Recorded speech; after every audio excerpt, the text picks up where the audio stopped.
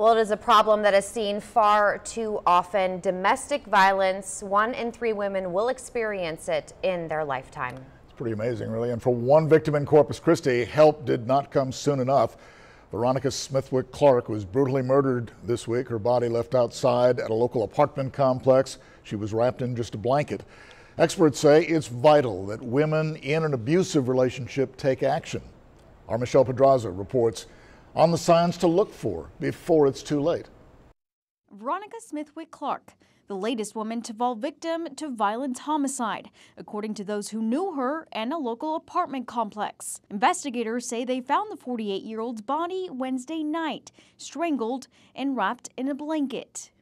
It's scary that we're constantly seeing this. As Donna Watkins with the Homicide Support Group looks at victims of this crime, she says it's on the rise in Corpus Christi. They are so already controlled mentally and physically. Investigators named Clark's former partner, John Smith, as the suspect. We looked at his Facebook page. It shows that he and Veronica got back into a relationship last October. The comments read, "This time it will be better." Investigators say it was not. Sometimes they average going back 11, 12 times to the old abuser. Watkins adds that the loved ones victims leave behind are also affected. Why didn't I see? Why didn't I see the signs there? Why didn't I make her leave? She believes that prevention begins with education and help. Go to some support groups.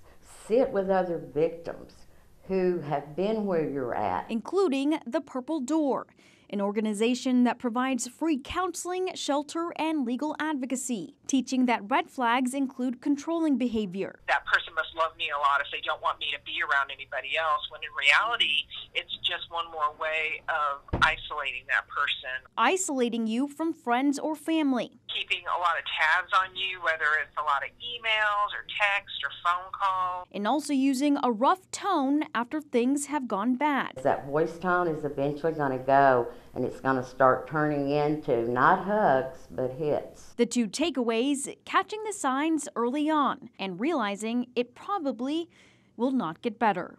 And know that when you're walking away, every step you take, let that step be toward a new light. Michelle Pedraza, 3 News.